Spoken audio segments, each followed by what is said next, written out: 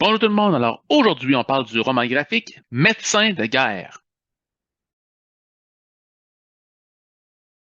Donc, commençant aujourd'hui, on va parler du roman graphique Médecin de guerre qui est scénarisé par Patrice Bouandia et les dessins sont de Gilles Laplagne. Il y a déjà deux tomes que je vais vous montrer ici.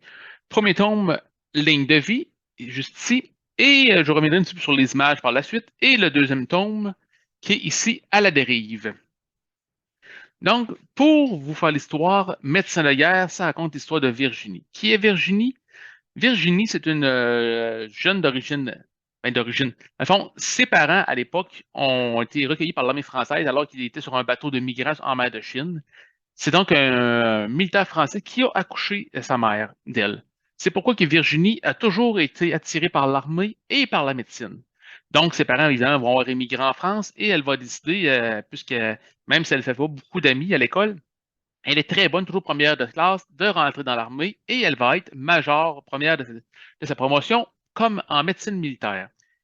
À la surprise de tous, elle va décider de se joindre à un corps d'élite qui est le groupement des commandos parachutistes. Hein, ça, c'est une surprise. Personne ne s'attendait à ce qu'elle ait choisi ce corps parce que c'est quand même un corps d'élite, comme je disais, c'est beaucoup d'entraînement, de formation. On est dans un endroit très dangereuse. Et le corps qu'elle va rejoindre est basé à Goa, en Mali, au Mali, pour combattre les terroristes. Donc, Virginie va se diriger à Goa. Évidemment qu'elle va devoir tout se familiariser. Hein. En Afrique, il fait chaud. On doit toujours faire attention où est-ce que l'armée est située française. On doit toujours faire attention. C'est pas une guerre traditionnelle contre un ennemi. C'est souvent un ennemi qui est invisible. On est pris dans des embuscades. Donc, Virginie va devoir évidemment intervenir sur des camarades qui ont été blessés ou atteints par balle par les terroristes. Et puis bon, il va aussi y avoir une affaire dont, à un moment donné, on va s'apercevoir que souvent les terroristes semblent savoir où vont l'armée française. On va accuser Virginie d'être la taupe, je peux dire celle qui indique les déplacements des troupes aux terroristes. Bon, ça, c'est sur le sujet que se termine le premier tome. Et le deuxième tome va embarquer par la suite. Évidemment qu'on va savoir que ce n'est pas Virginie qui était la taupe en question, mais plutôt un Chinois qui fournissait l'armée en différents matériels, mais finalement est un terroriste lui-même. Et le tome 2 porte sur la traque de ce terroriste chinois.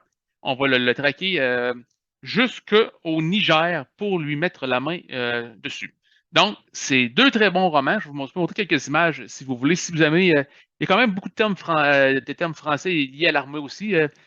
Toutefois, il y a souvent beaucoup de petits astérix qui vont vous expliquer que veulent dire les textes en question. Bon, voyez-vous ici, je peux vous montrer un exemple de quelques dessins. Bon, vous voyez qu'il y a quand même une attaque. Là, c'est quand même là, on suit un commando en pleine zone de combat. Hein. Fait qu'évidemment, c'est sûr qu'il va y avoir des blessés. Et ce qui est plaisant, c'est que bon, à la fin, il y a du texte et on vous montre là quelques images avec quelques textes sur les vrais commandos parachutistes de l'armée française à la fin des deux bandes dessinées. Donc, si vous aimez tout ce qui touche le côté militaire, c'est des très bons romans graphiques que je vous recommande. Médecin de guerre, tome 1 et tome 2. Le tome 3 paraîtra prochainement. Sur ce, une bonne lecture et une bonne semaine.